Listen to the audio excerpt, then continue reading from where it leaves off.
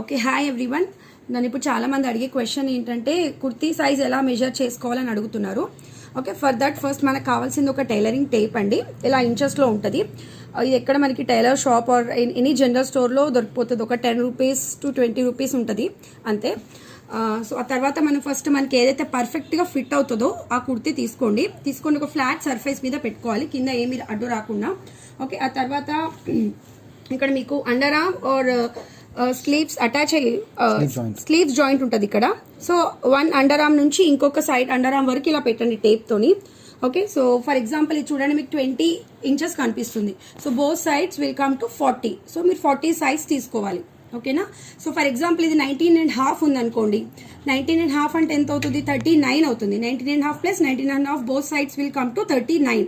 So 39 size kurtis ఉండవు, ఇదో 38 are 40 ఉంటుంది.